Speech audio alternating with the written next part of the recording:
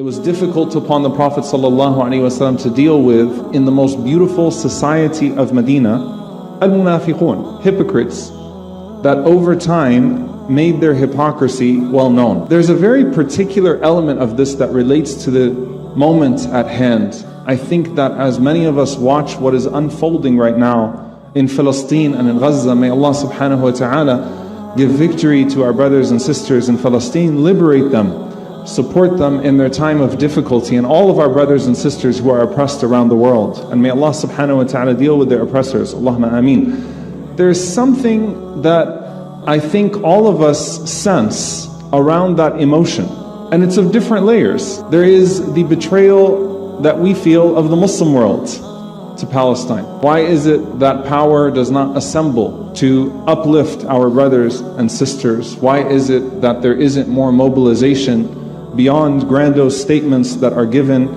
in pointless forums?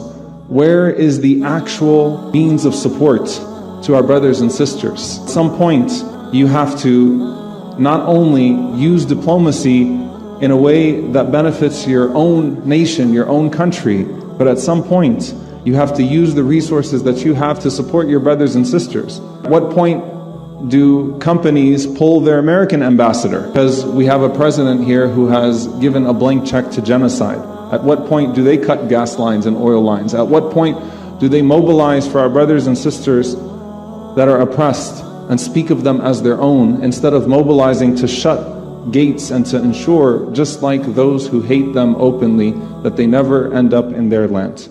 At what point? And then there's the betrayal that's felt at a local level. Some of you have friends and maybe even family members that you see online all of a sudden, and they are posting things that absolutely devastate you. You can't believe that this person that you've had lunch with, that you've spent a lot of time with, that seemed like someone who was such a nice person, who cared so much about your feeling welcomed as a Muslim in this country, posting so openly about their disdain for the Palestinian people and their disregard for the children of Palestine. There's betrayal from your workplace. Everyone that championed free speech has suddenly become a McCarthyist. All of the terms that were used to say that students should have the freedom to study, learn, and write, and organize, and all of the protections that are supposed to exist for employees and workers, staff, when it comes to holding moral positions, all of that goes out the window. And there's a sense of betrayal. Where did that come from? I didn't see that coming. There's even a sense of betrayal, perhaps, that many of us have been feeling, a little sick to our stomach, that those who hold political office in our country use our money to kill our brothers and sisters. And